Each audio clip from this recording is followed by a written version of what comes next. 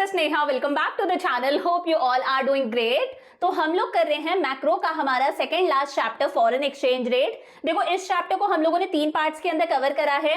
Part 1 के अंदर हम लोगों ने फ्लेक्सिबल एक्सचेंज रेट कंप्लीट करा था।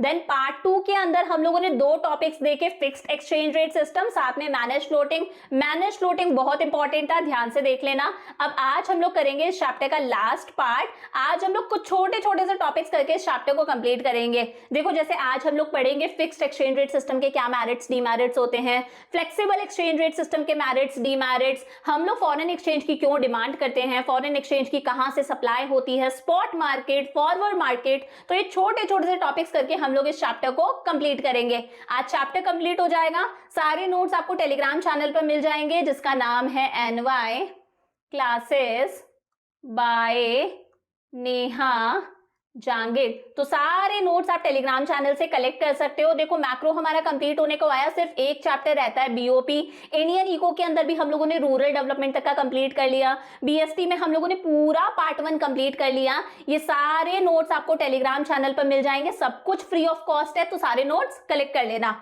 तो शुरू करते हैं। देखो सबसे पहले हम लोग बात करते हैं कि फिक्स्ड एक्सचेंज रेट सिस्टम के क्या मेरिट्स होते हैं, क्या डीमेरिट्स होते हैं। सबसे पहले तो याद करो फिक्स्ड एक्सचेंज रेट सिस्टम कौन सा सिस्टम होता है जहां पर एक्सचेंज रेट कौन डिसाइड करती है, हमारी गवर्नमेंट डिसाइड करती है कि हम कितने इंडियन रुपीस दें तो हमारे पास में एक $1 आए। तो यहां पर एक्सचेंज रेट गवर्नमेंट डिसाइड करती है और ये रेट क्या रहती है, फिक्स्ड रहती है। पहले से फिक्स है कि हम इतने इंडियन रुपीस देंगे तो हमारे पास में एक $1 आएगा। अब इसके क्या मेरिट्स है, देखो यहां पर कंट्री के अंदर क्या बनी रहती है, एक स्टेबिलिटी बनी रहती है, मोबिलिटी ऑफ कैपिटल इंक्रीज होता है। देखो हमें पता है हमारी एक्सचेंज रेट क्या है, फिक्स्ड है। हमें एडवांस में पता है कि हम 80 रुपीस देंगे तो हमारे पास में एक $1 आएगा। गवर्नमेंट ने इस चीज को डिसाइड कर लिया तो इंटरनेशनल मनी मार्केट के अंदर एक स्टेबिलिटी बनी रहेगी।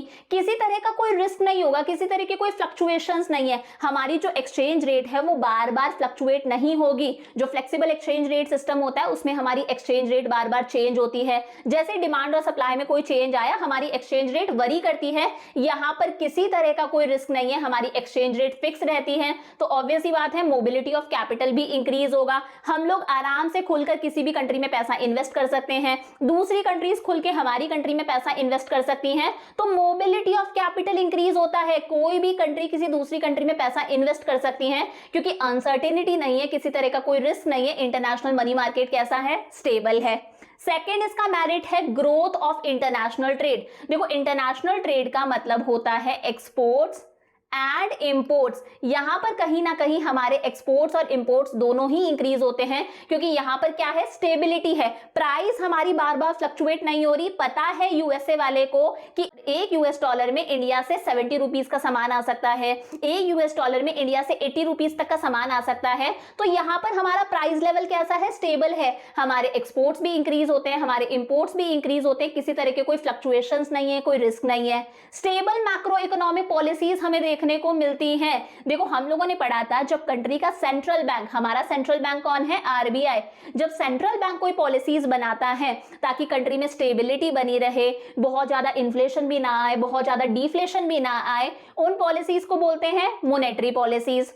वहीं जब हमारी गवर्नमेंट पॉलिसीज बनाती हैं, गवर्नमेंट की रिसीट से रिलेटेड, गवर्नमेंट के एक्सपेंडिचर से रिलेटेड, ताकि कंट्री हमारी स्टेबल रहे, उन पॉलिसीज को हम बोलते हैं बजटरी पॉलिसी यानी कि फिस्कल पॉलिसी। अगर कंट्री के अंदर स्टेबिलिटी है, ये एक्सचेंज रेट पहले से डिसाइडेड है कि अगर हम हमारे 80 रुपीज देंगे तो हमारे पास में एक $1 आएगा, इस सिचुएशन में हमारा सेंट्रल बैंक आराम से स्टेबल मॉनेटरी पॉलिसीज बना सकता है, हमारी गवर्नमेंट आराम से स्टेबल फिस्कल पॉलिसीज बना सकती है, किसी तरह के कोई फ्लक्चुएशंस नहीं आएंगे। फोर्थ है devaluation increases foreign market for the domestic producers. कल हम लोगों ने देखा था फिक्स्ड एक्सचेंज रेट सिस्टम में क्या होता है, एक बार मैं याद दिलाती हूं। मैंने कहा ये $1 की क्या है, डिमांड है, ये $1 की क्या है, सप्लाई है। जहां पर दोनों इंटरसेक्ट कर रहे हैं वहां पर रेट डिसाइड हो जाती है। ये OR हमारे पास में आ गई, इक्विलिब्रियम एक्सचेंज रेट, जो कौन से सिस्टम के हिसाब से आती है, फ्लेक्सिबल एक्सचेंज रेट सिस्टम के हिसाब से आती है। लेकिन फिक्स्ड एक्सचेंज रेट सिस्टम में मान लो गवर्नमेंट ने इस रेट को हायर सेट कर दिया, अब ये रेट कितनी है, OR1 है। फ्लेक्सिबल एक्सचेंज रेट सिस्टम के हिसाब से मान लो एक $1 कितने में मिल जाता था, 70 रुपीज में मिल जाता था, लेकिन हमारी गवर्नमेंट ने इस रेट को हायर सेट सेट करा, अब यही एक यूएस डॉलर हमें कितने में मिल रहा है, मान लो 90 रुपीस में मिल रहा है, तो यूएस डॉलर की वैल्यू तो बढ़ गई। पहले एक यूएस डॉलर 70 में मिलता था, आज 90 रुपीस में मिल रहा है, लेकिन कहीं ना कहीं हमारी डोमेस्टिक करेंसी इंडियन रुपी की वैल्यू डाउन जा रही है। इसे हम डीवैल्यूएशन बोलते हैं। कल हम लोगों ने पढ़ा था हमारी गवर्नमेंट जानबूझ के डीवैल्यूएशन करती है, डीवैल्यूएशन से हमारे एक्सपोर्ट्स इंक्रीज होंगे। ये जो यूएस वाला बंदा है ये देखेगा, पहले इंडिया से एक यूएस डॉलर में सिर्फ 70 रुपीस का सामान ही खरीद पाता था, आज इंडिया से उसी एक यूएस डॉलर में 90 रुपीस तक का सामान खरीद सकता हूं, तो ये तो खुश होके हमसे खरीदेगा, हमारी करेंसी चीपर होती जा रही है, ये हमसे खरीदेगा, मतलब हमारे एक्सपोर्ट्स इंक्रीज होंगे। जब हम दूसरी कंट्रीज को एक्सपोर्ट करते हैं तो हमारे पास में क्या आता है, यूएस डॉलर आता है, इससे हमारे फॉरेक्स रिजर्व इंक्रीज होंगे। तो वही है फिक्स्ड एक्सचेंज रेट सिस्टम में, जब हमारी गवर्नमेंट डीवैल्यूएशन करती है तो हमारा प्रोड्यूसर्स के लिए फॉरेन एक्सचेंज मार्केट इंक्रीज होता है, हमारे एक्सपोर्ट्स इंक्रीज होते हैं, हमारे पास में यूएस डॉलर आता है।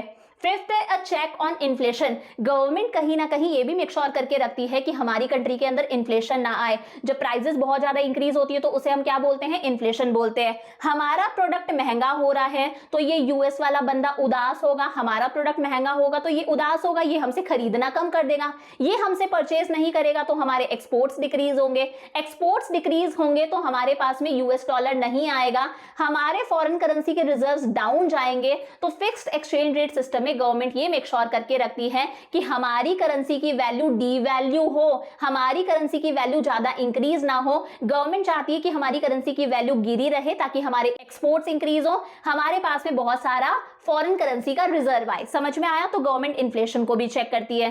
तो ये मेरिट्स हो गए फिक्स्ड एक्सचेंज रेट सिस्टम के, लेकिन इस सिस्टम के अंदर बहुत सारे डीमेरिट्स भी हैं। पहला डीमेरिट क्या है, रिजर्व्स ऑफ फॉरेक्स। यहां पर हमारे आरबीआई के पास में जरूरी होता है कि वो बहुत सारा फॉरेन करेंसी का अपने पास में रिजर्व रखे। देखो कल हम लोगों ने देखा था यहां पर क्या होता है, ये यूएस डॉलर की डिमांड है, ये यूएस डॉलर की सप्लाई है, ये एक्सचेंज रेट आ रही है according to flexible exchange rate system. Fixed exchange rate system में मान लो गवर्नमेंट ने इस एक्सचेंज रेट को किसी पर्पस से लोअर सेट करा है, गवर्नमेंट ने इस एक्सचेंज रेट को सेट करा है OR1। पहले एक यूएस डॉलर मान लो 70 में मिलता था, गवर्नमेंट ने इस एक्सचेंज रेट को लोअर सेट कर दिया कि अब एक यूएस डॉलर हमें सिर्फ 50 रुपीज में ही मिल जाएगा। इसका क्या इंप्लीकेशन होगा, कल मैंने बताया था, ये जो R1 है ये D को यहां इंटरसेक्ट कर रही हैं और एस सप्लाई को यहां इंटरसेक्ट कर रही हैं, तो सप्लाई कम है और डिमांड ज्यादा है। यही कल हम लोगों ने देखा था, एक्सेस डिमांड की सिचुएशन हो जाएगी कि ये हमारे पास में सप्लाई है यूएस डॉलर की, ये यूएस डॉलर की क्या है, डिमांड है। अब नॉर्मल गुड्स के केस में सोच के देख लो, कभी भी अगर किसी चीज की डिमांड ज्यादा होती है तो प्रोड्यूसर सबकी डिमांड को फुलफिल नहीं कर पाता, वो चीजों की प्राइसेस को इंक्रीज कर देता है ताकि जो लोग अफोर्ड कर सकते हैं वो खरीदे। सेम ऐसा ही यूएस डॉलर के साथ में होगा, अगर डिमांड ज्यादा होगी सप्लाई कम होगी तो यूएस डॉलर महंगा हो जाएगा। गवर्नमेंट का एक पर्पस था ना इस एक्सचेंज रेट को लोअर सेट करने का, अगर वापस से रेट इंक्रीज होती जाएगी, यूएस डॉलर महंगा हो जाएगा तो दोबारा से रेट OR हो जाएगी। गवर्नमेंट का एक पर्पस था इसे लोअर सेट करने का, कहीं ना कहीं वो पर्पस लॉस्ट हो जाएगा। तो इस सिचुएशन में ऐसा ना हो, यूएस डॉलर महंगा ना हो, इसके लिए हमारे आरबीआई के पास में बहुत सारा फॉरेन करेंसी का रिजर्व होता है, बहुत सारा यूएस डॉलर होता है। हमारा आरबीआई उस यूएस डॉलर को इंटरनेशनल मनी मार्केट में क्या कर देगा, सप्लाई कर देगा, और यूएस डॉलर की सप्लाई इंक्रीज होकर किसके इक्वल आ जाएगी, डिमांड के इक्वल आ जाएगी। अपने आप दोनों इक्वल हो गए तो यूएस डॉलर की प्राइसेस इंक्रीज नहीं होंगी। तो इस सिस्टम के अंदर हमारे आरबीआई के लिए जरूरी हो जाता है कि वो अपने पास में बहुत सारा यूएस डॉलर का रिजर्व रखे ताकि जरूरत पड़ने पर वो एक्सचेंज रेट को थोड़ा सा मैनिपुलेट कर सके। तो यहां पर ये जरूरी है कि हमारा आरबीआई, हमारी कंट्री की गवर्नमेंट अपने पास में बहुत सारा फॉरेन करेंसी का रिजर्व मेंटेन करके चले। सेकंड है इनएफिशिएंट एलोकेशन ऑफ रिसोर्सेज। देखो हम ये मान के चलते हैं जब exchange rate market forces of demand and supply के अकॉर्डिंग डिसाइड होती है ना, कि डिमांड और सप्लाई दोनों जहां पर इक्वल हैं, फिर हमारी एक्सचेंज रेट डिसाइड हो गई। हम ये मान के चलते हैं ये रेट बेस्ट होती है, ये इक्विलिब्रियम एक्सचेंज रेट, ये पार रेट ऑफ एक्सचेंज बेस्ट होती है। इस सिचुएशन में हमारे रिसोर्सेज का क्या होता है, प्रॉपर यूटिलाइजेशन होता है, एफिशिएंट यूटिलाइजेशन होता है। लेकिन फिक्स्ड एक्सचेंज रेट सिस्टम में हमारी सरकार इस रेट को हायर भी सेट कर सकती है, लोअर भी सेट कर सकती है, इक्विलिब्रियम रेट के इक्वल सेट नहीं करती। ऐसे में देखने को मिलता है कि कहीं ना कहीं हमारे रिसोर्सेज का प्रॉपर यूटिलाइजेशन नहीं हो रहा, इस यूएस डॉलर का प्रॉपर यूटिलाइजेशन नहीं हो रहा। थर्ड है small size of forex market. कहीं ना कहीं फिक्स्ड एक्सचेंज रेट सिस्टम में हमारे मार्केट का साइज छोटा होता जाता है। देखो कैसे छोटा होता है, एक बार समझना, फ्लेक्सिबल एक्सचेंज रेट सिस्टम के अंदर क्या होता है, हम फिक्स्ड पढ़ रहे हैं, लेकिन फ्लेक्सिबल एक्सचेंज रेट सिस्टम में क्या होता है, एक्सचेंज रेट बार बार चेंज होती रहती है, फ्लक्चुएशंस होते रहते हैं। तो बहुत सारे लोग यूएस डॉलर के अंदर बिजनेस करने लग जाते हैं, इस यूएस डॉलर को एक गुड की तरह ट्रीट करते हैं, एक शेयर बाजार की तरह ट्रीट करने लग जाते हैं। जब यूएस डॉलर सस्ता होगा तो लोग खरीद के रख लेते हैं। मान लो यही यूएस डॉलर 50 रुपीज में मिल रहा है तो लोगों ने यूएस डॉलर को खरीद के रख लिया। जब यही यूएस डॉलर 90 रुपीज का हो जाएगा तब लोग इस यूएस डॉलर को मार्केट में सेल करने लग जाएंगे। तो फ्लेक्सिबल एक्सचेंज रेट सिस्टम के अंदर ये एक्सचेंज रेट बार बार वरी करती है ना, चेंज होती है। तो सस्ता होता है तो लोग खरीद लेते हैं, महंगा होता है तो लोग बेचने लग जाते हैं। तो वो इस यूएस डॉलर के अंदर क्या करते हैं, ट्रेड करते हैं, वो इसे गुड की तरह ट्रीट करते हैं, शेयर मार्केट की तरह ट्रीट करते हैं। वो काम फिक्स्ड एक्सचेंज रेट सिस्टम में पॉसिबल नहीं है, क्योंकि यहां पर एक्सचेंज रेट क्या रहती है, फिक्स रहती है। तो यहां पर हमारा जो फॉरेन एक्सचेंज है, जो यूएस डॉलर है, वो एक ट्रेडिंग कमोडिटी का काम नहीं करता। यहां पर लोग यूएस डॉलर के अंदर ट्रेड नहीं कर सकते, वो सस्ता हो तो खरीद के नहीं रख सकते, महंगा होगा तो वो बेचेंगे नहीं, क्योंकि एक्सचेंज रेट यहां पर क्या है, स्टेबल है, फिक्स है। तो कहीं ना कहीं हमारा फॉरेन करेंसी का जो मार्केट है वो छोटा रहता है, वो एक्सपैंड नहीं हो पाता। फोर्थ है डिस्करेजेस वेंचर कैपिटल। सेम बात है, वेंचर कैपिटल का भी मतलब यही होता है, जब हम फॉरेन एक्सचेंज के अंदर, फॉरेक्स रिजर्व के अंदर पैसा इन्वेस्ट करते हैं ना, जब हम फॉरेन करेंसी खरीद के रखते हैं, फॉरेन करेंसी में पैसा इन्वेस्ट करके रखते हैं कि सस्ती है फॉरेन करेंसी तब खरीद लो, महंगी होगी तो बेच देंगे, इसे वेंचर कैपिटल बोला जाता है। यहां पर वेंचर कैपिटल देखने को नहीं मिलता, क्योंकि हमारी एक्सचेंज रेट क्या है, स्टेबल है, फिक्स है, किसी तरह का कोई फ्लक्चुएशन देखने को नहीं मिलता। मतलब क्या है, investment in the purchase of foreign exchange. जब लोग फॉरेन करेंसी खरीद के रखते हैं, महंगी होने पर उसे सेल कर देते हैं ताकि वो पैसा कमा सके, दिस इज वेंचर कैपिटल। यहां पर वेंचर कैपिटल का कोई स्कोप नहीं है, क्योंकि एक्सचेंज रेट क्या है, फिक्स है। एक डीमेरिट क्या है, fixed exchange rate may not be equilibrium rate. पहले भी पढ़ा था, ये हमारे पास में क्या आ रही थी, इक्विलिब्रियम रेट आ रही थी, ओआर, यानी कि पार रेट ऑफ एक्सचेंज। लेकिन फिक्स्ड एक्सचेंज रेट सिस्टम में गवर्नमेंट इस रेट को हायर भी सेट कर सकती है, गवर्नमेंट इस रेट को लोअर भी सेट कर सकती है। गवर्नमेंट की जो रेट होती है वो इक्विलिब्रियम रेट नहीं होती। इक्विलिब्रियम रेट का पता हमें कौन से सिस्टम से चलता है, फ्लेक्सिबल एक्सचेंज रेट सिस्टम से चलता है, क्योंकि यहां पर डिमांड सप्लाई का मेन रोल होता है। और हम ये मान के चलते हैं, जब रेट इक्विलिब्रियम रेट होती है तो कंट्री में सारे रिसोर्सेज का क्या होता है, फुलर यूटिलाइजेशन होता है। लेकिन हमारी सरकार इसे हायर या लोअर सेट कर देती है, तो हम ये मान के चलते हैं कि हमारे रिसोर्सेज का इनएफिशिएंट यूज हो रहा है, हमारे रिसोर्सेज का प्रॉपर यूटिलाइजेशन नहीं हो रहा। क्योंकि बेस्ट यूटिलाइजेशन कब होता है, जब डिमांड और सप्लाई के अकॉर्डिंग एक्सचेंज रेट डिसाइड हो। समझ में आया हमारे फिक्स्ड एक्सचेंज रेट सिस्टम के क्या मेरिट्स हैं, क्या डीमेरिट्स हैं। तो देखो इसके अंदर कुछ डीमेरिट्स हैं, इसी वजह से फिक्स्ड एक्सचेंज रेट सिस्टम खत्म हुआ और जन्म होता है फ्लेक्सिबल एक्सचेंज रेट सिस्टम का। अब फ्लेक्सिबल एक्सचेंज रेट सिस्टम याद करो कौन सा सिस्टम होता है, जहां पर एक्सचेंज रेट डिसाइड होती है according to market forces of demand and supply. और यहां पर हमारी एक्सचेंज रेट कंटिन्यूअसली चेंज होती रहती है, फ्लक्चुएट होती रहती है। डिमांड और सप्लाई का सारा खेल है। हम लोगों ने पढ़ा था ना, यूएस डॉलर की डिमांड इंक्रीज हो जाए या फिर सप्लाई कम हो जाए तो एक्सचेंज रेट इंक्रीज हो जाएगी, डिमांड कम हो जाए, सप्लाई इंक्रीज हो जाए तो एक्सचेंज रेट डाउन आ जाती है। तो सारा खेल किसका होता है, डिमांड और सप्लाई का। तो पहली बात तो यहां पर हमारे को किसी तरह के फॉरेक्स रिजर्व्स रखने की रिक्वायरमेंट नहीं है। ये समझ लो, जो फिक्स्ड एक्सचेंज रेट के हम लोगों ने डीमेरिट्स पढ़े थे ना, वो सारे के सारे demerits flexible exchange rate system के क्या बन जाएंगे, मेरिट्स बन जाएंगे। फिक्स्ड एक्सचेंज रेट सिस्टम में हमें बहुत सारा फॉरेन करेंसी का रिजर्व रखने की रिक्वायरमेंट थी, यहां पर किसी तरह का फॉरेन करेंसी का रिजर्व रखने की रिक्वायरमेंट नहीं है। क्योंकि एक्सचेंज रेट कैसे डिसाइड होती है, according to free play of market forces of demand and supply. कभी भी मान लो डिमांड ज्यादा हो गई, सप्लाई कम हो गई, हमारी एक्सचेंज रेट अगर ऊपर नीचे होती है ना, तो दोबारा से डिमांड सप्लाई ऑटोमेटिकली उसे किस पर ले आते हैं, इक्विलिब्रियम एक्सचेंज रेट पर ले आते हैं, पार रेट ऑफ एक्सचेंज पर ले आते हैं। तो यहां पर हमारे आरबीआई को इंटरफेयर करने की जरूरत नहीं है, आरबीआई के पास में बहुत सारा फॉरेन करेंसी का रिजर्व रखने की रिक्वायरमेंट नहीं है। सेकंड है एफिशिएंट एलोकेशन ऑफ रिसोर्सेज। हम लोगों ने पीछे देखा, जब भी ये exchange rate market forces of demand and supply के अकॉर्डिंग डिसाइड होती है, यानी कि हमारे पास में इक्विलिब्रियम एक्सचेंज रेट आती है, तभी हम ये मान के चलते हैं कि हमारे रिसोर्सेज का क्या हो रहा है, प्रॉपर यूटिलाइजेशन हो रहा है, फुलर यूटिलाइजेशन हो रहा है। तो यहां पर हमारे सारे रिसोर्सेज रिसोर्सेज का क्या होता है, एफिशिएंट यूटिलाइजेशन होता है। Large size of forex market, यहां पर हमारे फॉरेक्स मार्केट यानी कि फॉरेन एक्सचेंज का जो मार्केट है उसका साइज इंक्रीज होता है, क्योंकि यहां पर ये जो फॉरेन एक्सचेंज है, ये जो यूएस डॉलर है, ये क्या बन जाता है, एक ट्रेडिंग कमोडिटी बन जाता है। लोग इसे गुड की तरह ट्रीट करते हैं कि यूएस डॉलर सस्ता हुआ, 50 रुपए में मिल रहा था तो खरीद के रख लिया, जब यही यूएस डॉलर महंगा होगा, 90 रुपीज का हो जाएगा, तब इस यूएस डॉलर को सेल कर देंगे। तो लोग इसके अंदर ट्रेड करते हैं, हमारा फॉरेन एक्सचेंज का मार्केट इंक्रीज होता है। इंटरनेशनल मोबिलिटी ऑफ लिक्विडिटी, देखो यहां पर हम लोग दूसरी कंट्रीज के साथ में आराम से ट्रेड कर सकते हैं, एक्सपोर्ट कर सकते हैं, इंपोर्ट कर सकते हैं। कैसे, देखो यहां पर हमारे आरबीआई को अपने पास में बहुत सारा फॉरेन करेंसी का रिजर्व रखने की रिक्वायरमेंट नहीं है। फर्स्ट टॉपिक में देखा, रिजर्व रखने की रिक्वायरमेंट नहीं है, मतलब आरबीआई के पास में बहुत सारा फॉरेन करेंसी का रिजर्व रखा रहेगा। आरबीआई के पास में जो फॉरेन करेंसी का रिजर्व है, इससे उसे इंटरनेशनल मार्केट में सप्लाई करने की जरूरत नहीं है। जैसे पीछे हम लोगों ने देखा था, यहां पर आरबीआई इसे इंटरनेशनल मार्केट में क्या कर रहा था, सप्लाई कर रहा था। यहां पर इस तरह की कोई रिक्वायरमेंट नहीं है, तो आरबीआई इस पैसे को इंपोर्ट्स के लिए यूज में लेगा ना। जो चीजें हमारी कंट्री खुद नहीं बना पा रही, हमारे पास में वो टेक्नोलॉजी नहीं है, उन चीजों को इंपोर्ट करने के लिए आरबीआई इस फॉरेक्स रिजर्व को यूज में लेगा, तो हमारे एक्सपोर्ट्स और इंपोर्ट्स इंक्रीज होते हैं। इंटरनेशनल मोबिलिटी ऑफ लिक्विडिटी, हम दूसरी कंट्री को पैसा दे रहे हैं, दूसरी कंट्री हमें पैसा दे रही है, ये सारी एक्टिविटीज होती है। फिफ्थ है वेंचर कैपिटल, पीछे देख ही लिया, यहां पर हम फॉरेन एक्सचेंज को यानी कि यूएस डॉलर को एक गुड की तरह ट्रीट करते हैं, एक ट्रेडिंग कमोडिटी की तरह ट्रीट करते हैं कि 50 रुपए का था तब खरीद लिया, 90 रुपीज का होगा तब मार्केट में सेल कर दो, तो प्रॉफिट कमाने के लिए हम इसके अंदर ट्रेडिंग करते हैं। This is known as venture capital. तो हमारा साइज ऑफ मार्केट एक्सपैंड होता है, बहुत सारे लोगों का तो यही बिजनेस है, लोग इसी तरह से पैसा कमाते हैं। तो ये मेरिट्स हो गए हमारे फ्लेक्सिबल एक्सचेंज रेट सिस्टम के।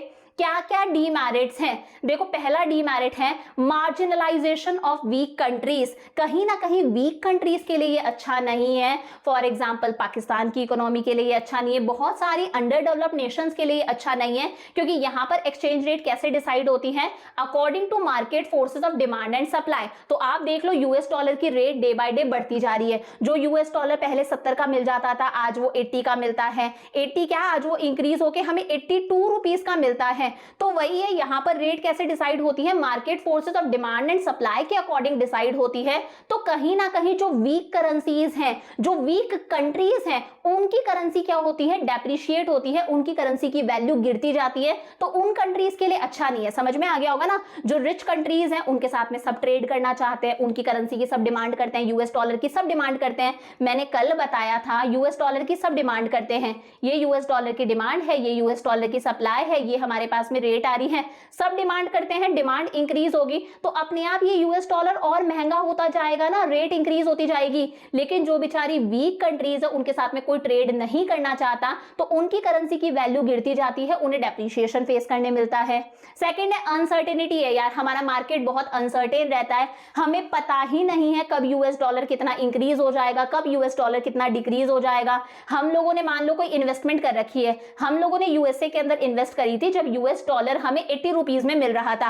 आज मान लो यूएस डॉलर की प्राइसेस गिर गई, आज वही यूएस डॉलर कितने का है, सिर्फ 50 रुपीज का है, तो यार हमारी इन्वेस्टमेंट तो खराब हो गई ना। तो यहां पर मार्केट अनसर्टेन रहता है, हमें फ्लक्चुएशंस देखने को मिलते हैं। स्टेबल पॉलिसीज बनाना पॉसिबल नहीं है, हमारा सेंट्रल बैंक भी खुलकर स्टेबल पॉलिसीज नहीं बना सकता, फ्लक्चुएशंस आते हैं, हमारी गवर्नमेंट भी स्टेबल पॉलिसीज नहीं बना सकती। थर्ड वही लिखा है, a stable monetary policy not possible. इतनी ज्यादा हमारी फ्लक्चुएशंस हमें देखने को मिलते हैं, यूएस डॉलर की प्राइसेस कभी इंक्रीज हो रही हैं, कभी डिक्रीज हो रही हैं, तो हमारे सेंट्रल बैंक के लिए डिफिकल्ट हो जाता है कि वो स्टेबल मॉनेटरी पॉलिसी बना पाए। हमारे सेंट्रल बैंक को भी बार बार अपनी इंटरेस्ट की रेट्स चेंज करनी पड़ती है, बार बार हमारा सेंट्रल बैंक रेट चेंज करता है, रेपो रेट चेंज करता है, रिवर्स रेपो रेट चेंज करता है। ये सारे चेंजेस क्यों होते हैं, क्योंकि यूएस डॉलर कभी महंगा कभी सस्ता हो रहा है, हमारे इंपोर्ट्स एकदम से महंगे हो जाते हैं, तो ये सारा क्या है, हमारी इकोनॉमी पर इंपैक्ट डालता है। बाइलेटरल ट्रेड एग्रीमेंट्स कहीं ना कहीं मुश्किल हो जाते हैं।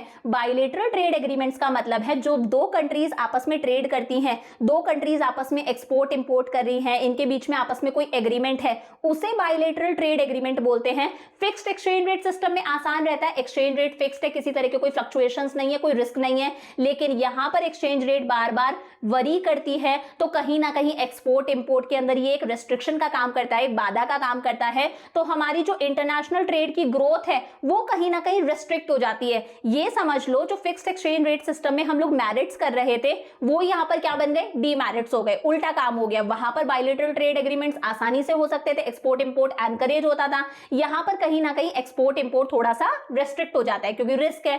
लास्ट है एक्सटर्नल शॉक्स। बार बार हमारी इकोनॉमी को एक्सटर्नल शॉक्स फेस करने पड़ते हैं। जैसे मान लो एकदम से यूएस डॉलर एप्रिशिएट हो गया, यूएस डॉलर महंगा हो गया, ये रेट इंक्रीज हो गई। जो यूएस डॉलर पहले हमें 70 में मिल रहा था, मान लो आज वही यूएस डॉलर हमें 90 में मिल रहा है, तो अपने आप हमारे इंपोर्ट्स एक्सपेंसिव हो जाएंगे। हमारे यहाँ के बहुत सारे प्रोड्यूसर्स है तो दूसरी कंट्री से कुछ ना कुछ इंपोर्ट कर रहे हैं, मशीनरी वगैरह खरीद रहे हैं, हमारे इंपोर्ट्स महंगे हो जाएंगे तो हमारी कॉस्ट ऑफ प्रोडक्शन ज्यादा आएगी, हमें हमारे प्रोडक्ट को ज्यादा प्राइस में सेल करना पड़ेगा, हमारी कंट्री में इन्फ्लेशन आएगा, हमारी ओवरऑल इकोनॉमी अफेक्ट होगी ना। तो यहां पर हमें बार बार एक्सटर्नल शॉक्स फेस करने को मिलते हैं। समझ में आया? तो ये हम लोगों ने कर लिया फिक्स्ड एक्सचेंज रेट सिस्टम के मैरिट्स डीमेरिट्स, साथ में फ्लेक्सिबल एक्सचेंज रेट सिस्टम के मैरिट्स डीमेरिट्स।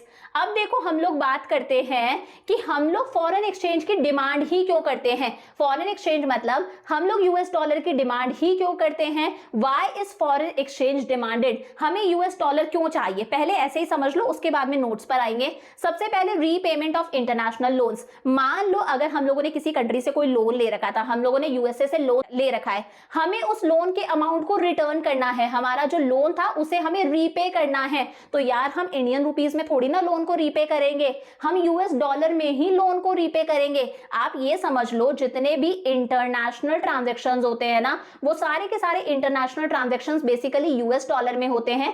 एक इंटरनेशनली एक्सेप्टेड करेंसी के अंदर सारे के सारे ट्रांजैक्शंस होते हैं। जब हम एक्सपोर्ट करते हैं तो हमारे पास में यूएस डॉलर आता है, जब हम इंपोर्ट करते हैं तो हमें यूएस डॉलर देना पड़ता है। तो मोस्टली इंटरनेशनल ट्रांजैक्शंस एक इंटरनेशनली एक्सेप्टेड करेंसी के अंदर होते हैं, यूएस डॉलर में होते हैं। तो मान लो अगर हम लोगों ने इंटरनेशनल कोई लोन ले रखा था दूसरी कंट्री से, हमें उस लोन को रिटर्न करना है, हमें यूएस डॉलर की रिक्वायरमेंट होगी, इसलिए हमें यूएस डॉलर चाहिए। Investment in rest of the world, हमें यूएसए के अंदर पैसा इन्वेस्ट करना है, वहां पर कोई बिजनेस खोलना है, वहां के शेयर्स वगैरह खरीदने हैं, तो यार इंडियन रूपी के अंदर थोड़ी ना इन्वेस्टमेंट करेंगे। जिस कंट्री में हम पैसा इन्वेस्ट कर रहे हैं हमें उसी कंट्री की करेंसी चाहिए, या फिर हमें यूएस डॉलर चाहिए क्योंकि ये क्या है, इंटरनेशनली एक्सेप्टेड करेंसी है। तो कहीं पर भी अगर हमें कोई इन्वेस्टमेंट करनी है वी नीड यूएस डॉलर। अगर हमें कोई इंपोर्ट करना है, कोई मशीनरी वगैरह खरीदनी है तो हमें यूएस डॉलर चाहिए। अगर हम लोग मान लो डायरेक्ट परचेजेस कर रहे हैं अब्रॉड से, हम वहां पर घूमने गए हैं एज अ टूरिस्ट या फिर पढ़ाई करने गए हैं, मेडिकल ट्रीटमेंट के लिए गए हैं, हर चीज के लिए वहां पर खर्चा होगा, we need US dollar for that. अगर हमें किसी कंट्री को कुछ ग्रांट्स देने हैं, डोनेशन देनी है, हमें पाकिस्तान को ग्रांट्स डोनेशंस देने हैं, यूएसए को ग्रांट्स या डोनेशंस देने हैं, वहां पर कोई अर्थक्वेक वगैरह आ गए तो उसके लिए भी हमें यूएस डॉलर चाहिए। हम हमारी करेंसी के अंदर पेमेंट नहीं करते हैं।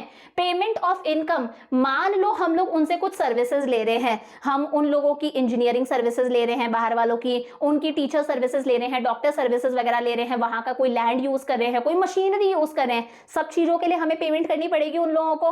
तो वो पेमेंट भी हम किस में करते हैं, यूएस डॉलर में करते हैं। और लास्ट है स्पेक्युलेटिव ट्रेडिंग, यानी कि सट्टा लगाना। जैसे मैंने आपको बताया कि यूएस डॉलर अगर हमें 50 रुपए में मिल रहा है तो उसे खरीद कर रख लो, 90 का होगा तब उसे बेचेंगे, तो खरीद के रख लो, उसके लिए भी तो हमें यूएस डॉलर चाहिए, खरीद के रख लो, मतलब हमें यूएस डॉलर की रिक्वायरमेंट है स्पेक्युलेटिव ट्रेडिंग के लिए भी, कि सस्ता होगा तब खरीद के रख लो, फिर महंगा होगा तब बेच देंगे। इन सारी एक्टिविटीज के लिए हमें किसकी रिक्वायरमेंट होती है, यूएस डॉलर की। वही सब कुछ लिखा है। अगर हम लोगों ने किसी इंटरनेशनल कंट्री से लोन ले रखा है, किसी इंटरनेशनल इंस्टीट्यूशन से लोन ले रखा है, तो लोन भी हमें फॉरेन करेंसी में मिला था, उस लोन को अगर हमें रिटर्न करना है, रीपे करना है, उसके लिए what we need, US dollar we need. अगर हमें यूएसए के अंदर कोई इन्वेस्टमेंट करनी है, वहां पर कोई बिजनेस खोलना है, कोई लैंड खरीदना है, कोई मशीनरी खरीदनी है, कोई भी इन्वेस्टमेंट करनी है, वहां के शेयर्स खरीदने हैं, what we need US dollar. अगर हमें उन लोगों से कोई चीज इंपोर्ट करनी है तो इंपोर्ट करते हैं तो पेमेंट हमें किस में करनी पड़ती है, यूएस डॉलर में, यानी कि फॉरेन करेंसी के अंदर। हम लोग यूएसए घूमने गए हैं एज ए टूरिस्ट, या फिर वहां पढ़ाई करने गए हैं, मेडिकल ट्रीटमेंट के लिए गए हैं, वी नीड फॉरेन करेंसी, तभी हम सारे खर्चे कर सकते हैं, उसके लिए हमें फॉरेन एक्सचेंज चाहिए। अगर हमें किसी दूसरी कंट्री को कुछ ग्रांट्स देने हैं, डोनेशन देनी है, हमें यूएसए को कुछ ग्रांट्स और डोनेशंस देने हैं, तो ये सारे काम हम किस में करते हैं, इंटरनेशनली एक्सेप्टेड करेंसी के अंदर करते हैं।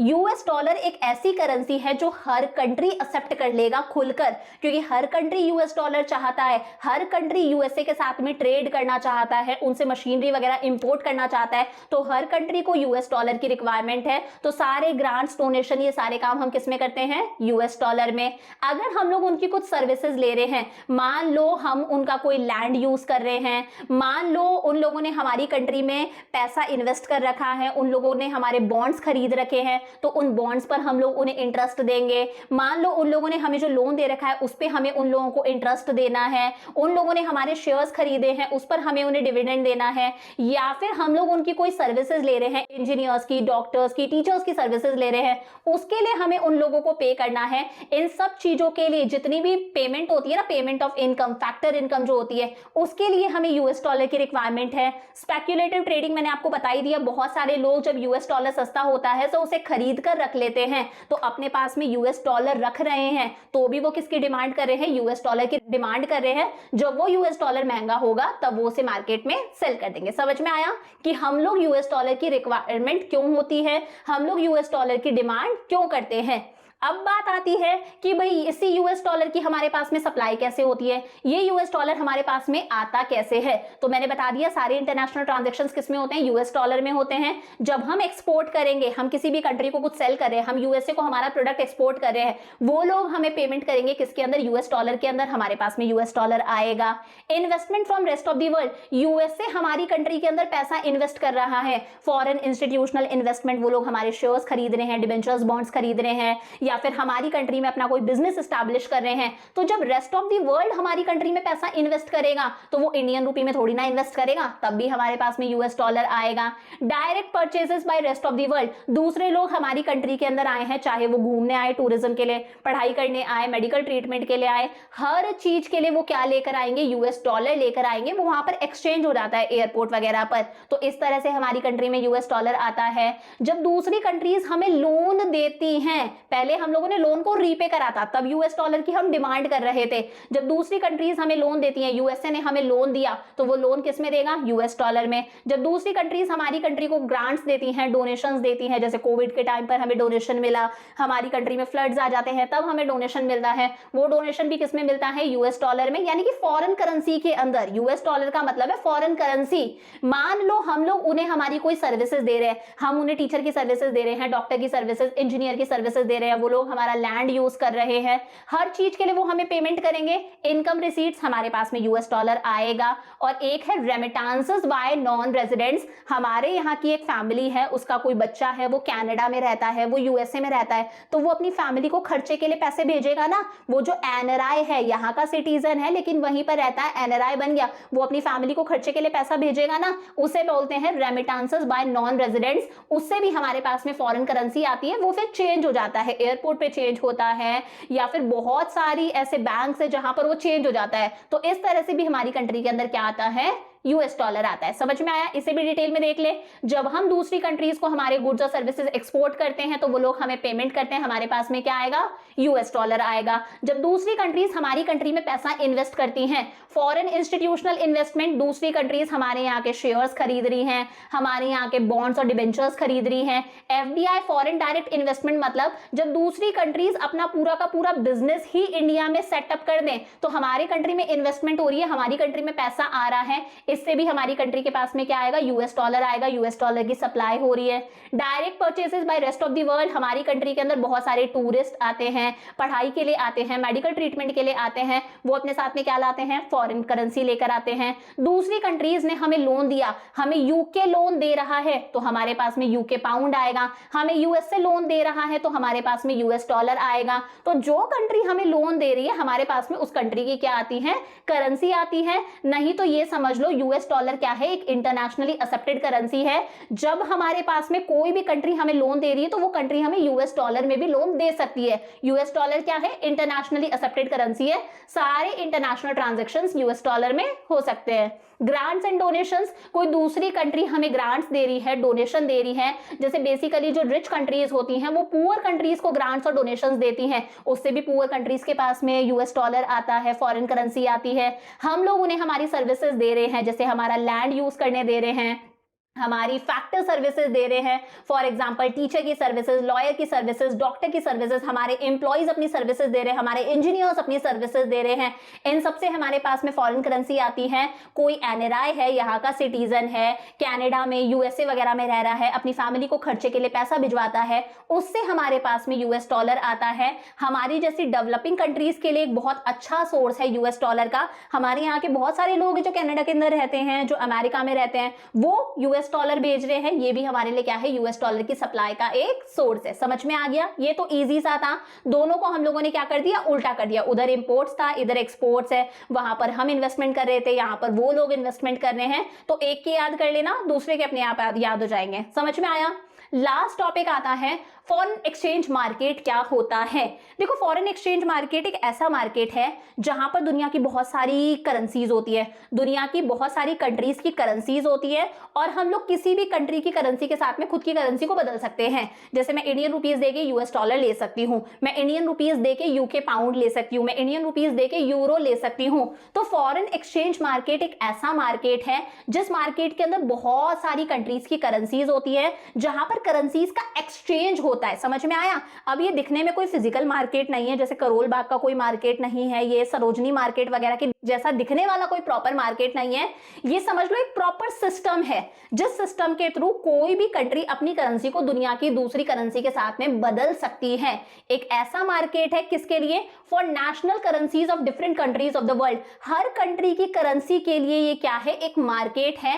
It is a centre of trade for different currencies. एक सेंटर ऑफ ट्रेड है जहां पर अलग अलग करेंसीज को दूसरी करेंसी के लिए एक्सचेंज करा जा सकता है। हम इंडियन रुपीज देकर यूएस डॉलर ले सकते हैं, इंडियन रुपीज देकर हम लोग यूके पाउंड ले सकते हैं, इंडियन रुपीज देकर हम यूरो ले सकते हैं। तो करेंसीज को एक्सचेंज करने के लिए एक मार्केट होता है, इस मार्केट को बोला जाता है फॉरेन एक्सचेंज मार्केट। समझ में आया? अब ये जो फॉरेन एक्सचेंज मार्केट है, इसके तीन फंक्शंस हैं। एक है ट्रांसफर फंक्शन, एक है क्रेडिट फंक्शन और तीसरा है हेजिंग फंक्शन। याद रख लो, इंपॉर्टेंट है। Transfer function, credit function and hedging function. देखो, ट्रांसफर फंक्शन का मतलब क्या है? ये जो फॉरेन एक्सचेंज मार्केट है, ये करेंसी को ट्रांसफर करता है। कैसे करता है? मान लो मुझे यूएसए से कुछ इंपोर्ट करना है, कोई बड़ी मशीनरी मुझे इंपोर्ट करनी है, उसके लिए I need a lot of US dollar. तो मैं क्या करूंगी, फॉरेन एक्सचेंज मार्केट के अंदर इंडियन रुपीज दूंगी और बदले में उनसे क्या ले लूंगी, यूएस डॉलर ले लूंगी। इस यूएस डॉलर से मैं यूएसए से क्या करूंगी, मशीनरी इंपोर्ट करूंगी। तो ये जो करेंसीज को कन्वर्ट करने का काम है, ये काम कहां पर होता है? फॉरेन एक्सचेंज मार्केट के अंदर होता है। The basic function of foreign exchange market is transfer of funds. ये जो फॉरेन एक्सचेंज मार्केट है, ये क्या करता है, इन फंड्स को, इस फॉरेन करेंसी को ट्रांसफर करता है एक कंट्री से दूसरी कंट्री में। बेसिकली यहां पर क्या होता है, कन्वर्जन होता है कि मुझे मशीनरी इंपोर्ट करने के लिए क्या चाहिए, यूएस डॉलर चाहिए। तो मैं फॉरेन एक्सचेंज मार्केट के अंदर इंडियन रुपीज दूंगी और बदले में क्या ले लूंगी, यूएस डॉलर ले लूंगी। उस यूएस डॉलर से मैं मशीनरी परचेस करूंगी। तो ये करेंसी ट्रांसफर करने का, करेंसी कन्वर्ट करने का काम किसका है? फॉरेन एक्सचेंज मार्केट का।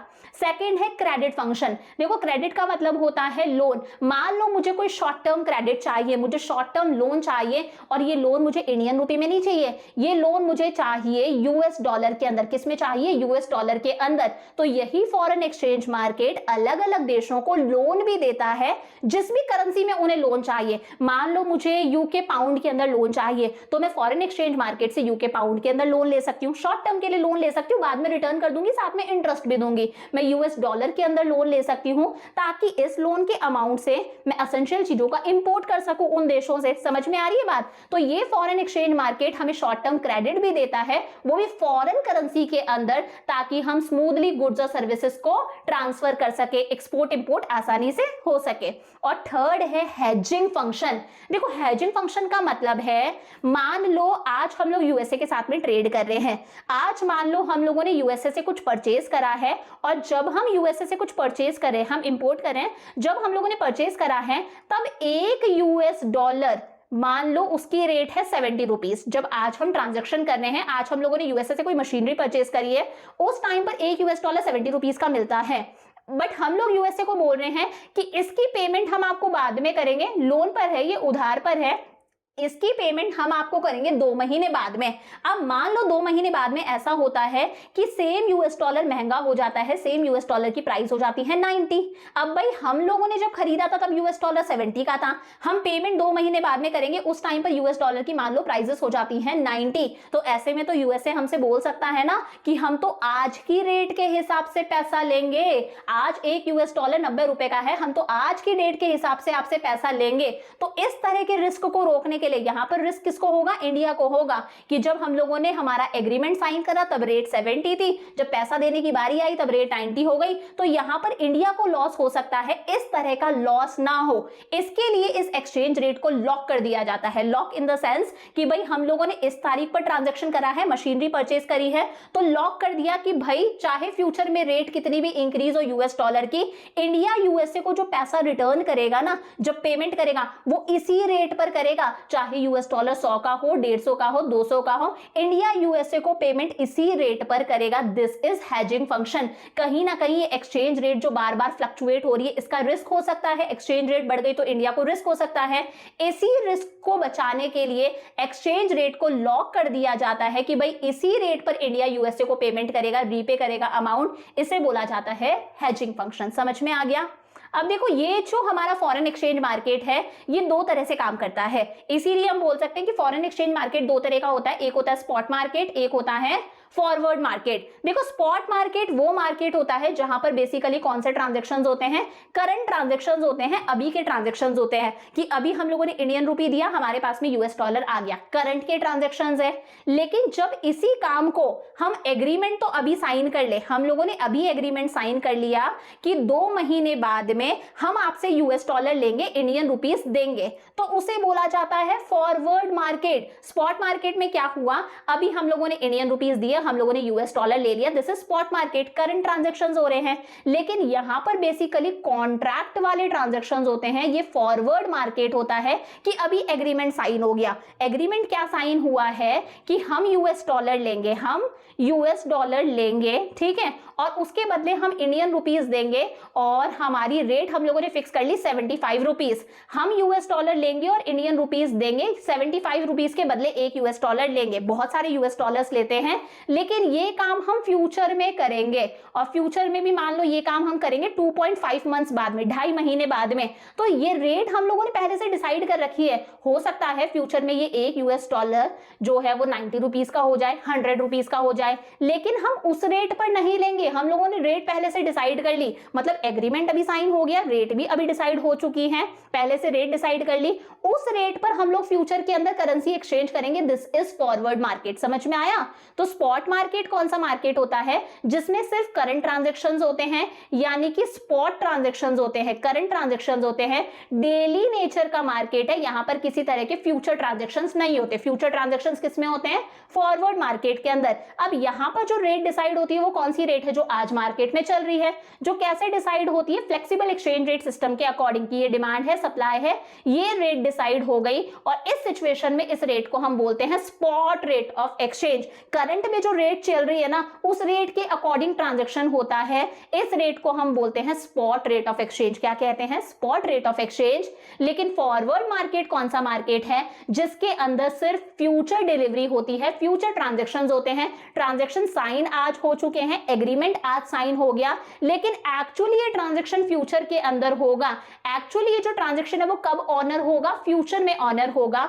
मान लो आज हम लोगों ने ट्रांजैक्शन करा है, तब 1 यूएस डॉलर 70 रुपीस का है, ठीक है, और मान लो आज हम लोग एग्रीमेंट साइन कर रहे हैं कि आज से 3 महीने बाद में इंडिया यूएस डॉलर्स खरीदेगा। उस टाइम पर मान लो यूएस डॉलर जो है, मैं इमेजिन कर रहे हैं, मान लो वो यूएस डॉलर 100 का हो जाता है, तो हम लोगों ने आज एग्रीमेंट साइन करा है, और साइन करते टाइम पर ही हम रेट भी डिसाइड कर लेते हैं कि फ्यूचर में हम लोग यूएस डॉलर लेंगे, इंडियन रुपीस देंगे, वो भी किस रेट पर। रेट हम लोग बोल देते हैं से 85 रुपीस, ये हम लोगों ने रेट एडवांस में डिसाइड कर ली। आज ट्रांजेक्शन हुआ, आज रेट 70 थी, हो सकता है फ्यूचर में 100 भी हो जाए, हो सकता है फ्यूचर में डाउन भी चले जाए। हम लोगों ने एडवांस में रेट डिसाइड कर ली कि इस रेट पर 3 महीने बाद में हम यूएस डॉलर लेंगे, आपको इंडियन रुपीस देंगे और ये हमारी रेट होगी। इसे बोला जाता है फॉरवर्ड मार्केट। मतलब यहां पर फ्यूचर ट्रांजेक्शंस होते हैं, करंट ट्रांजेक्शंस नहीं होते। अगर इसी रेट पर अभी ट्रांजेक्शन हो जाए वो करंट ट्रांजेक्शन होगा, स्पॉट मार्केट होगा, लेकिन यहां पर हम फ्यूचर से रिलेटेड बात कर रहे हैं, दिस इज फॉरवर्ड मार्केट। तो यहां पर ये जो रेट हम लोगों ने डिसाइड करी है वो आज की भी हो सकती है,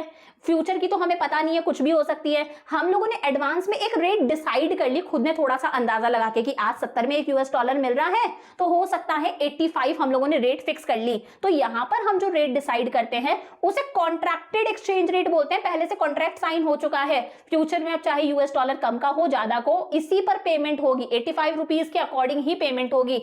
इसे हम फॉरवर्ड एक्सचेंज रेट या फिर कॉन्ट्रैक्टेड एक्सचेंज रेट बोलते हैं। समझ में आया? इस रेट पर फ्यूचर का ट्रांजेक्शन होता है। बेसिकली देखो ये जो फॉरवर्डेड ट्रांजेक्शंस होते हैं वो क्यों होते हैं, ताकि किसी तरह का जो फ्लक्चुएशंस हो रहे हैं, हमारी जो एक्सचेंज रेट इंक्रीज डिक्रीज हो रही है, इस फ्लक्चुएशन से बचा जा सके। मान लो डायरेक्टली अगर हम लोग ट्रांजेक्शन करेंगे तो फ्यूचर में यूएस डॉलर सीधे 100 रुपए का हो जाएगा, कितना लॉस होगा। तो इस तरह के रिस्क से बचने के लिए एडवांस में एक रेट डिसाइड कर ली जाती है, कॉन्ट्रैक्टेड एक्सचेंज रेट, और उस पर फ्यूचर का ट्रांजेक्शन होता है, ताकि ये जो फ्यूचर में होने वाला रिस्क है इससे थोड़ा सा बचा जा सके। कहीं ना कहीं इसकी वजह से स्पेक्युलेटिव गेन्स भी हो सकते हैं। कैसे हो सकते हैं? मान लो आज हम लोगों ने रेट डिसाइड कर ली कि हम यूएस डॉलर खरीदेंगे 85 रुपीज में, समझ में आया? फ्यूचर में ये यूएस डॉलर मान लो हो जाता है 110 रुपए का, तो कहीं ना कहीं हमें प्रॉफिट हो रहा है या नहीं हो रहा? फ्यूचर में 110 का हो जाएगा, लेकिन फिर भी हम तो फ्यूचर में 85 रुपीज में ही खरीदेंगे, तो इसकी वजह से कहीं ना कहीं थोड़े बहुत गेन्स भी देखने मिलते हैं। ये कोई खास इंपॉर्टेंट नहीं है, यहां से एमसीक्यू बन सकता है, तो एक बार इनकी रीडिंग मार लेना, ठीक है? इंपॉर्टेंट क्या था? Flexible exchange rate system important था, मैनेज्ड फ्लोटिंग इंपॉर्टेंट था, उसके अलावा बाकी चीजों को सिर्फ एक बार रीड मार लेना, ठीक है? तो ये हम लोगों का पूरा चैप्टर कंप्लीट हो गया। एक बार दोनों में डिफरेंस देख लें। स्पॉट मार्केट में करंट ट्रांजैक्शंस होते हैं, फॉरवर्ड मार्केट में फ्यूचर डिलीवरी वाले ट्रांजैक्शंस होते हैं। यहाँ पर जो एक्सचेंज रेट डिसाइड होती है वो कौन सी होती है? करंट वाली होती है, इसे बोलते हैं स्पॉट एक्सचेंज रेट। यहाँ पर हम लोग एडवांस में रेट डिसाइड कर लेते हैं अंदाजे से, एक एग्रीमेंट होता है, इसे हम कॉन्ट्रैक्टेड रेट ऑफ एक्सचेंज भी बोल सकते हैं, फॉरवर्ड एक्सचेंज रेट भी बोल सकते हैं। यहाँ पर हैजिंग पॉसिबल नहीं है क्योंकि करंट के ट्रांजैक्शंस हैं। यहाँ पर ये हैजिंग ही तो हो रही है कि भाई हम लोगों ने हैजिंग ही तो करी है कि फ्यूचर में रेट ज्यादा हो सकती है, लेकिन हम लोगों ने लॉक कर दी रेट कि फ्यूचर में चाहे रेट कुछ भी हो आपको यूएस डॉलर इस रेट पर मिल जाएगा। तो कहीं ना कहीं ये जो फ्लक्चुएशंस वाला रिस्क है इससे हम लोग बच गए या नहीं बच गए? This is hedging. हैजिंग का मतलब यही होता है ना कि इस रिस्क से बच जाना, रेट को लॉक कर देना। 85 को हम लोगों ने लॉक कर दिया, फ्यूचर में चाहे यूएस डॉलर कितने का भी हो आपको 85 रुपीज में यूएस डॉलर मिल जाएगा। तो यहां पर हमें हैजिंग फंक्शन देखने मिल जाता है, प्रोटेक्शन थोड़ी सी मिल जाती है। समझ में आया? एक क्वेश्चन दे रही हूं, इसका आंसर मुझे कमेंट्स में करना। India considers curbing fridge imports to boost local industry. Sources say the government is considering mandating the importer seek a license from the authorities, replacing the existing free import regime. State the expected impact on the above curb on demand for foreign exchange. इसका हमारे foreign exchange की demand पर क्या असर देखने को मिलेगा? Demand for foreign exchange will increase या फिर डिक्रीज होगी, या फिर हमें कोई चेंज देखने को नहीं मिलेगा? इंक्रीज भी हो सकती है, डिक्रीज भी हो सकती है। मैंने इस स्टेटमेंट को एक्सप्लेन नहीं करा, शांति से 2 बार इस स्टेटमेंट को पढ़ना, समझ में आएगा, उसके बाद में आंसर करना। एक ही क्वेश्चन है, इसका आंसर जरूर मुझे कमेंट्स के अंदर करना। तो इसी के साथ में हम लोगों ने मैक्रो का ऑलमोस्ट सिलेबस कंप्लीट कर लिया। सिर्फ एक चैप्टर रहता है हमारा बीओबी, बैलेंस ऑफ पेमेंट्स, इसे करेंगे, उसके साथ में हमारी मैक्रो कंप्लीट हो जाएगी। फिर हम लोग मूव करेंगे इंडियन इको पर। इंडियन इको में भी हम लोगों ने रूरल डेवलपमेंट तक का कर लिया, तो आगे के चैप्टर्स करेंगे, बीएसटी का पार्ट 2 स्टार्ट करेंगे। तो यहां तक का अच्छे से पढ़ के रखना, सारे नोट्स आपको टेलीग्राम चैनल पर मिल जाएंगे। I will see you in the next class. Bye for now.